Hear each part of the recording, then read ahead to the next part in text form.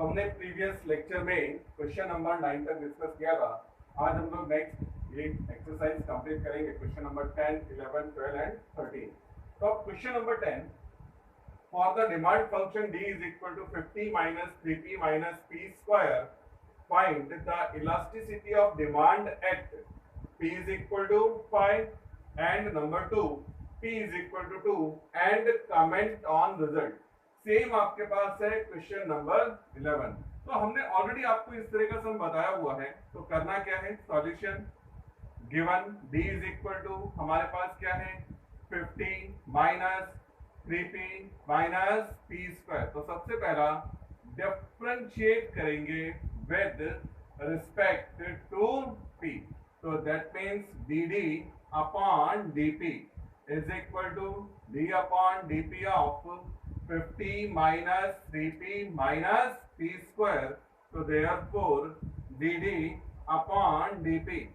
अब 50 is constant, differentiation 0, minus 3 as it is, p differentiation 1 minus p square differentiation 2p।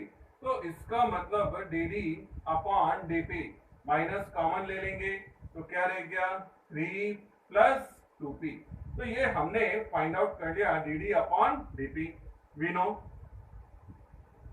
अब आपको मालूम है elasticity of demand eta is equal to minus P upon D into D D upon D P. तो ये आप value replace करें, eta is equal to minus P as it is, D यानी कि डी का वैल्यू ब्रैकेट में लिख रहा हूँ 50 minus 3p minus P square और इंटू डिफरेंशिएशन क्या मिला है माइनस 3 प्लस 2p। अब आपको मालूम है ईटा माइनस और माइनस प्लस p और क्या रह गया 3 प्लस 2p और अपॉन में 50 माइनस 3p और माइनस p स्क्वायर। ये आ गया हमारे पास कंडीशन। अब part number 1, put p is equal to, पहले पार्ट में बोला है 5, तो put p is equal to 5। अगर अब आप 5 रिप्लेस करेंगे तो therefore elasticity of demand theta is equal to 3 into 5, then 5 plus 5 into 3 plus 2 into 5 and divide by 50 minus 3 into 5 और minus 5 square। चलो जरा देखें क्या calculation, eta is equal to 5, 5 to the 10, 10 in plus 3, 13 upon 50 minus 15 minus 25। तो आपको मालूम है 5 13 5 जा 65, 25 और 15 40 यानी कि 10, it is equal to 6.5 which is greater than 1। ये जरा ध्यान देना। तो इसका मतलब ईटा का वैल्यू क्या रहा है 6.5 विच इज ग्रेटर देन 1। तो देयरफॉर डिमांड फंक्शन इज क्या या फिर जो कमेंट लिखना है उसके लिए मैं ऐसा लिख रहा हूं, here demand is purely elastic या रिलेटिवली इलास्टिक, सॉरी, तो इज रिलेटिवली इलास्टिक। तो ये हमारे पास इस तरह से आ जाएगा। अगर ये ग्रेटर देन 1 होगा तो रिलेटिवली इलास्टिक, और अगर लेस देन 1 होगा तो रिलेटिवली इनइलास्टिक लिखते हैं। तो ये तो था पार्ट नंबर 1। अब part number 2, put p is equal to 2 इन, और इसको मैं एक इक्वेशन डाल देता हूं, इक्वेशन नंबर 1 इन इक्वेशन 1, यहां पे लिख देते हैं इन इक्वेशन 1। अब जरा देखें तो therefore eta is equal to p की जगह हम लोग क्या ले रहे हैं यहाँ पर, तो p की जगह हमको बोला गया है 2, तो इसका मतलब मेरे पास आ जाएगा 2 with in bracket 3 plus 2 into 2 whole divide by 50 minus 2 3 into 2 और माइनस का 2 स्क्वायर यानी कि ये। तो अब अगर हम कैलकुलेशन को लेके जाएं तो ईटा 2 2 जा 4 4 3 7, तो 2 इंटू 7 डिवाइड बाय 50 माइनस 6 और माइनस 4, तो ये रह गया मेरे पास 14 अपॉन 40। बात समझ में आ रहा है क्या, 6 4 10। तो ये अगर आप डिवाइड कर लेंगे तो मेरे पास 1.4 डिवाइड बाई 4, तो 1.4 को अगर मैं 4 से डिवाइड करूंगा तो 0.34 जा 12 और ये 3 5 जा, तो आंसर आ जाएगा 0.35। आप चाहें तो यहाँ पर 7/20 भी लिख सकते हैं, लेकिन हमने डेसिमल में ले लिया है और अब ये वैल्यू क्या रहा है, लेस देन 1, तो therefore here demand is relatively inelastic. तो ये हमारे पास इस तरह से कंप्लीट हो जाएगा क्वेश्चन नंबर 10। अगर आप देखें यही क्वेश्चन आगे है, सिर्फ फंक्शन में चेंजेस हैं। तो अब देखो मैं क्या कर रहा हूँ, क्वेश्चन नंबर 11 और क्या बोला गया, for the demand function d is equal to 100 minus p square upon 2, find the elasticity of demand at p is equal to 10 and p is equal to 6, comment on result। जरा ध्यान देना। तो सबसे पहला हमारे पास d is equal to 100 minus p square upon 2, differentiate with respect to p। अब p के respect में डिफरेंशिएशन कर लेंगे, तो dd upon dp is equal to d upon dp of 100 minus p square upon 2, तो देयरफॉर dd अपॉन dp 100 का differentiation 0 minus as it is p square का 2p और डिवाइड में 2 से 2 cancel, it is equal to minus p। तो मुझे मिल गया dd upon dp is equal to minus p। We know बिल्कुल सेम स्टेप से आप ध्यान दें, eta is equal to minus p upon d into dd upon dp, तो therefore eta is equal to minus p as it is, d का value 100 minus p square upon 2 as it is रहने देंगे, कोई ज्यादा change नहीं करेंगे, dd upon dp minus का p, minus p यानी कि p square 100 minus p square upon 2, इसे डाल दिया इक्वेशन 1। अब फर्स्ट पार्ट क्या बोला है, p इज इक्वल टू 10, तो put p is equal to 10 in equation 1। अब अगर हम फर्स्ट इक्वेशन में p का वैल्यू 10 रिप्लेस कर देंगे, तो therefore eta is equal to 10 square upon 100 minus 10 square upon 2, तो therefore eta is equal to 100 minus 10 का स्क्वायर 100 और डिवाइड बाय 2, तो जरा ध्यान देना। तो अब eta इज इक्वल टू 100 और 100 माइनस 100 अपॉन 2 50, तो 100 अपॉन 50 इज इक्वल टू 2, यानी कि ग्रेटर देन 1, तो therefore here demand is purely, sorry वापस गड़बड़ हो रहा है यहाँ पर, तो रिलेटिवली इलास्टिक। तो here demand is relatively elastic. तो ये हमारे पास फर्स्ट पार्ट। नंबर 2 बिल्कुल से, अब क्या कर रहे हैं नंबर 2 के, तो put p is equal to 6 in equation 1, तो therefore eta is equal to 6 square और फिर 100 माइनस 6 स्क्वायर अपॉन 2, तो 36 और ये 100 माइनस 36 अपॉन 2, तो therefore eta is equal to 36, 100 minus 18, तो 36 अपॉन 70, सॉरी, तो ये क्या हो जाएगा, अगर आप 18 लेस करेंगे तो 82।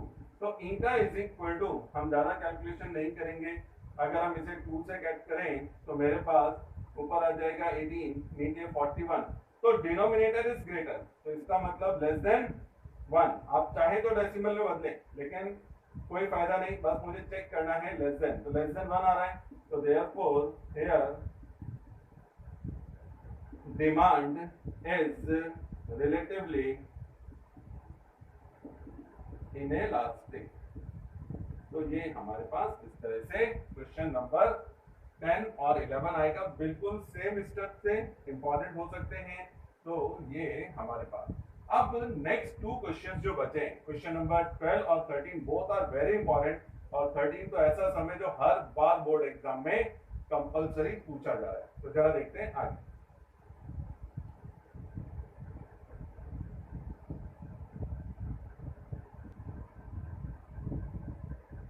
Problem number 12.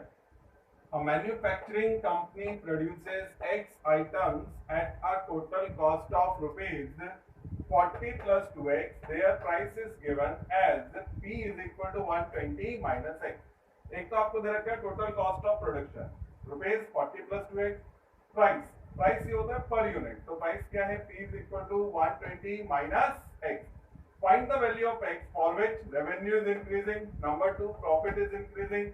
And number 3, also find elasticity of demand at price 80.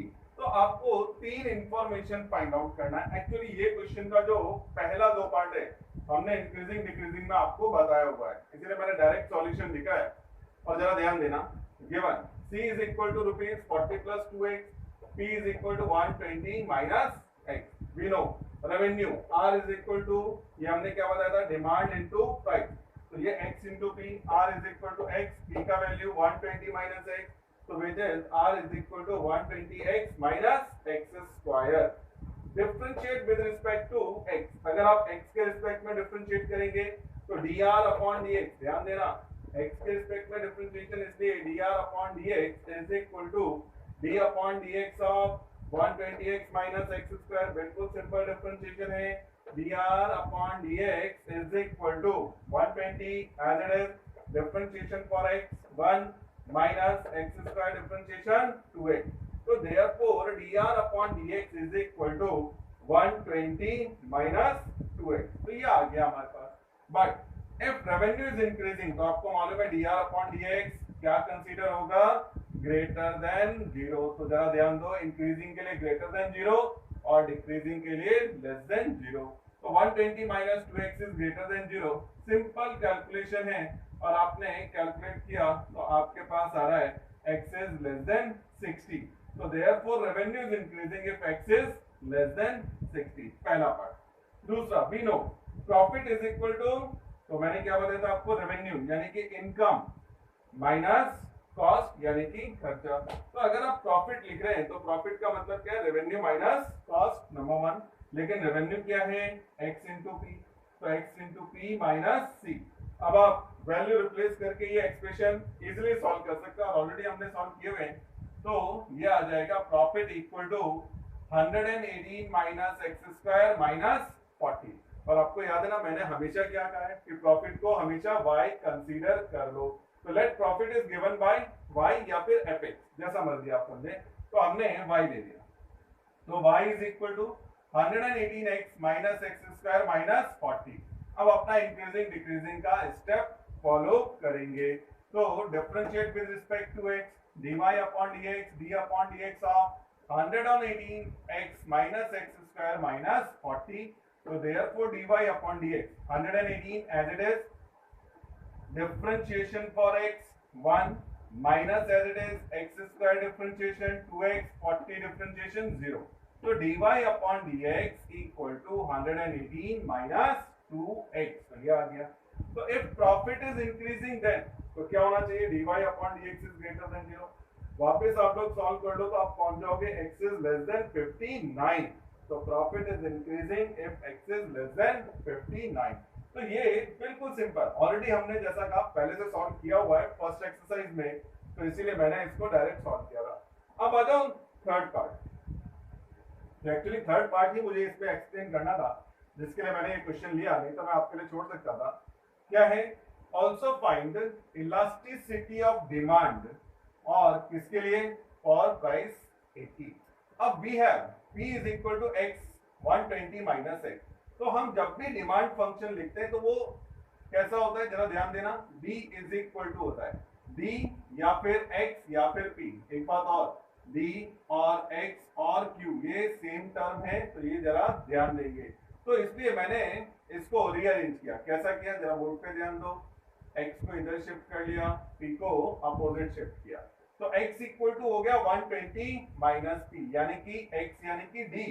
तो D is equal to 120 minus P, यानी कि आपके पास क्या आ गया? D demand in terms of price. अब मैं क्या कर रहा हूँ? Differentiate with respect to P, जैसा अभी हम प्रीवियस क्वेश्चन कर रहे थे. तो प्रीवियस क्वेश्चन में क्या था? x की जगह D दिया हुआ था, तो ये वैसे ही चल रहा है. तो dx upon dp, d upon dp of 120 minus p. 120 is the constant, differentiation 0, and the differentiation of p is equal to 1. So therefore dx upon dp is equal to -1. We know, अब आपको मालूम है elasticity of demand eta is equal to minus p upon x into dx upon dp.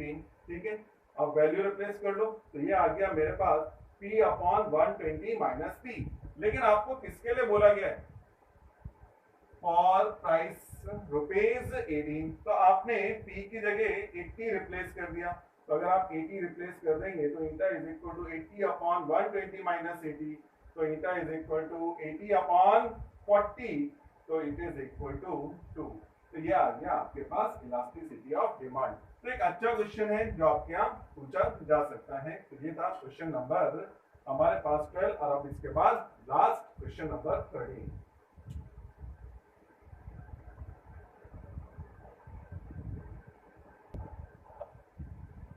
तो अब question number 13, last question इस chapter का, chapter number 4 जो हमारे पास चल रहा है, एप्लीकेशन ऑफ डेरिवेटिव. तो क्या है? Find MPC, MPS, APC and APS. जरा ध्यान से सुनना. MPC marginal propensity to consume. M का मतलब मार्जिनल है, पी का मतलब प्रोपेंसिटी और सी कंज्यूम. तो मार्जिनल प्रोपेंसिटी टू कंज्यूम. फिर MPS marginal propensity to SRI यानी कि सेव. तो marginal propensity to consume, marginal propensity to save. APC average propensity to consume and APS average propensity to save. यानी कि आपको क्या find out करना है? एमपीसी, जिससे मैं क्या बोल रहा हूं, marginal propensity to consume. MPS marginal propensity to save. APC average propensity to consume और APS average propensity to save. अब if the expenditure EC of a person with income I is given as, तो expenditure का equation given है 0.0003 I square plus 0.075 I. और find out किसके लिए करना है? when I is equal to 1000. याद रखो ये क्वेश्चन कंपलसरी पिछले 4 इयर्स से लगातार एग्जाम में आ रहा है. तो वापस आपके एग्जाम में आ सकता है या फिर आएगा 101%. तो जरा ध्यान देना, ये क्वेश्चन ऐसा है जो मुझे लगता है श्योरली आपके एग्जाम में होगा, और हुआ तो ये बड़े क्वेश्चंस में होगा, यानी कि 4 मार्क्स के लिए आपके पास आ जाएगा. तो अब सॉल्यूशन लिखना कैसा है जरा ध्यान देना. सबसे पहले गिवन. अब मेरे पास जो गिवन इक्वेशन है वो है EC is equal to 0.0003 and I square plus 0.075 I. तो सबसे पहले मैं लिख रहा हूं marginal propensity to consume. MPC is equal to D of EC upon DI. जरा ध्यान देना, यानी कि जो आपके पास एक्सपेंडिचर इक्वेशन है उसको इनकम के रिस्पेक्ट में डिफरेंशिएट करना है. तो क्या लिखा? DAC अपॉन DI, यानी कि D upon DI of 0.0003 I square plus 0.075 I. अब आप जब डिफरेंशिएट करोगे तो ये तो कांस्टेंट है 0.0003. I स्क्वायर का डिफरेंशिएशन क्या आ जाएगा? 2I. फिर प्लस, जरा ध्यान देना, 0.0003 as it is I square differentiation 2I. फिर 0.075 एज इट इज और I का डिफरेंशिएशन 1. यानी कि अगर आप मल्टीप्लाई कर लें तो ये 0.0006 और फिर क्या आ जाएगा? I plus 0.075. ये आ गया आपके पास MPC. अब लेकिन I का वैल्यू बोला है 1000, तो put I is equal to 1000. तो therefore MPC is equal to 0.0006 into I की जगह 1000, ये एज इट इज 0.075. तो therefore MPC is equal to, अगर ये मल्टीप्लाई करेंगे तो 0.6 आ जाएगा, 3 जीरोस कैंसिल हो जाएंगे इन 3 जीरो से, और ये 0.075। तो अगर मैं ऐड कर लूं तो MPC is equal to 0.675 complete. तो बहुत सिंपल है, याद रखना है MPC DEC अपॉन DI, डिफरेंशिएट करो और I का वैल्यू रिप्लेस। और बहुत बड़ा डिफरेंशिएशन नहीं है, सिंपल डिफरेंशिएशन है जो इजीली कंप्लीट किया जा सकता है। अब इसके बाद जरा देखें, वी नो, अब एक बात हमेशा याद रखना है या फिर आपको मालूम रहनी चाहिए कि MPC plus MPS is always 1।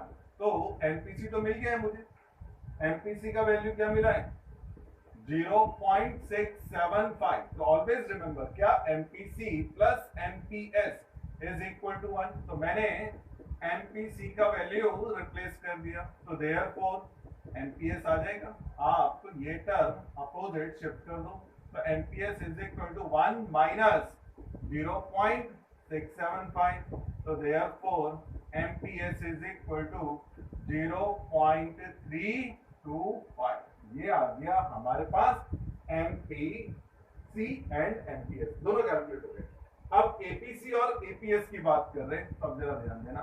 Now अब अगर आप लिख रहे हैं APC, तो याद रखो AP इज सिंपल, एवरेज का मतलब डिवीजन से, तो EC अपॉन I, तो EC का वैल्यू डाल दें 0.0003 I square plus 0.075 I and divide by I, तो each and every term divide by I, तो क्या होगा 0.0003 I square upon I plus 0.075 I upon I। तो ये एक पावर कैंसिल, ये पूरा कैंसिल, तो इसका मतलब APC इज इक्वल टू 0.003 और क्या रहेगा I प्लस 0.075। ये मेरे पास APC का इक्वेशन आ गया। अब इसमें पुट कर देंगे I इज इक्वल टू 1000।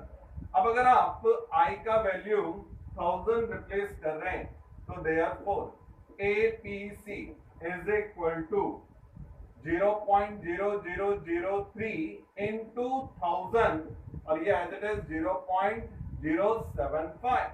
तो therefore APC is equal to 0.3 plus 0.075. If we add these two, then we have 0.375। तो ये आ गया हमारे पास APC, यानी कि एवरेज प्रोपेंसिटी टू कंज्यूम। बिल्कुल सिंपल, डिवीजन किया, I का वैल्यू रिप्लेस किया। Again we know APC plus APS is equal to 1। तो इसका मतलब APC 0.375 plus APS is equal to 1। तो वापस इसको अपोजिट शिफ्ट कर लो, तो APS 1 माइनस 0.375, तो therefore APS is equal to, minus करेंगे तो 0.625। तो ये आ गया हमारे पास यहाँ पर सॉल्यूशन। तो देयरफॉर अब मैं सबको एक साथ लिख देता हूँ, MPC is equal to MPS is equal to APC equal to और APS इक्वल टू। तो MPC था 0.675, 0.325, APC आया था 0.375 और APS 0.625। और मैं फिर कह रहा हूं, ये क्वेश्चन एक ऐसा क्वेश्चन है जो हर बार पूछा जा रहा है और वापस आपको पूछ लिया जाएगा, बिल्कुल इजियर क्वेश्चन है। तो ये आपके पास कंप्लीट हो जाता है चैप्टर नंबर